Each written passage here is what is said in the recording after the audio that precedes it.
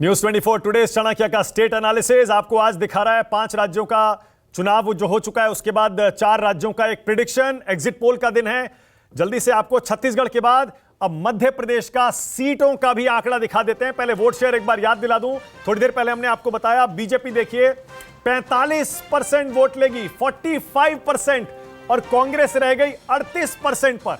इसमें plus minus 3 कर लीजिए, 17% वोट अदर्स को जा रहा है, जिसमें इंडिपेंडेंस ले लीजिए, समाजवादी पार्टी है और भी बहुत सारे छोटे दल हैं जो मध्य प्रदेश में अपनी किस्मत आजमा रहे थे।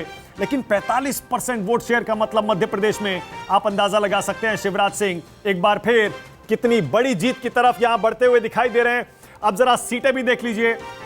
न्यूज 24 टुडे चाणक्य का स्टेट एनालिसिस कह रहा है बीजेपी को 151 सीटें मिल सकती हैं, 151 प्लस माइनस 12।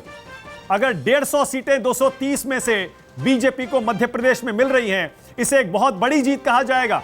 और बड़ी जीत इसलिए भी कहा जाएगा क्योंकि इस बार सारे विश्लेषक, सारे ओपिनियन पोल कह रहे थे कि कांग्रेस और बीजेपी में कांटे की टक्कर है और कांग्रेस को एज है, कांग्रेस आगे है। ऐसे में अगर जरा सोचिए, बीजेपी ने शिवराज सिंह को सीएम के तौर पर आगे भी नहीं किया, यह वादा भी नहीं किया जनता से मध्य प्रदेश में चुनाव प्रचार के दौरान कि सीएम शिवराज को दोबारा सीएम बनाएंगे। उसके बावजूद 151 सीटों के साथ हमारे स्टेट एनालिसिस में बीजेपी मध्य प्रदेश जीतती हुई दिखाई दे रही है। और वो कमलनाथ जो कि पिछले चुनाव में अपने चेहरे पर, अपने दम पर शिवराज सिंह को पटखनी देकर मुख्यमंत्री बने थे 1.5 साल के लिए, 74 सीटों पर रह जाएंगे। 74, 151 और 74। सुकेश, ये तो वाकई हैरान करने वाला आंकड़ा है। जैसा मैंने पहले कहा, सब कह रहे थे क्लोज कॉन्टेस्ट, क्लोज कॉन्टेस्ट। 150 सीटें, सिर्फ क्लोज कॉन्टेस्ट नहीं, क्लोज कॉन्टेस्ट कांग्रेस आगे, कांग्रेस को एज है। हाँ। और उसमें अगर इनकम्बेंट गवर्नमेंट 151 प्लस माइनस 12 से जीत रही है तो ये एक्स्ट्रा ऑर्डिनरी विन है, विक्ट्री है शिवराज सिंह चौहान के लिए। मैंने पहले कहा कि शिवराज सिंह चौहान को हाशिए पे किया गया। शिवराज सिंह चौहान की सीट, मतलब उनकी खुद की टिकट बाद में अनाउंस हुई। कई ऐसी रैलियां हुई जिसमें प्रधानमंत्री ने शिवराज सिंह चौहान का नाम भी नहीं लिया। बाद में जाकर प्रधानमंत्री उसको मेकअप करते नजर आए जब उन्होंने एक्नॉलेज किया शिवराज सिंह चौहान को। याद करिए, शिवराज सिंह चौहान एक ओबीसी नेता है। शिवराज सिंह चौहान के संघ में बड़े अच्छे संपर्क हैं। शिवराज सिंह चौहान शायद पिछली बार ही कमलनाथ को जब हटा के बनाया जा रहा था तो नरेंद्र सिंह तोमर फ्रंट रनर थे, लेकिन शिवराज सिंह चौहान को बनाया गया। शिवराज सिंह चौहान ओबीसी नेता होने के साथ साथ संघ के समर्थन से वहां मुख्यमंत्री हैं। ऐसे इतने के बाद भी अगर उनको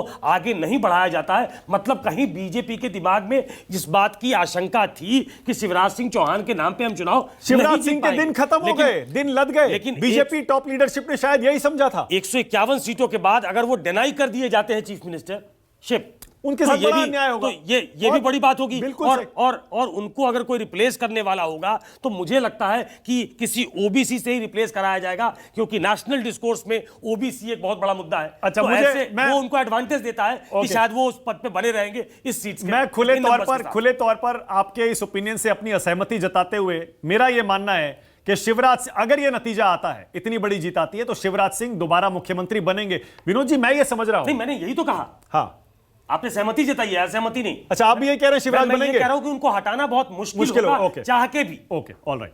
विनोद जी, मैं इसको इस तरह से देख रहा हूं, कहीं ऐसा तो नहीं कि मध्य प्रदेश की जनता में मामा के प्रति हमदर्दी जाग गई क्योंकि टॉप लीडरशिप ने ही शिवराज सिंह को धीरे धीरे किनारे कर दिया उनके 20 साल में, जिसमें 1.5 साल कमलनाथ के हटा लीजिए, उनके काम के बाद।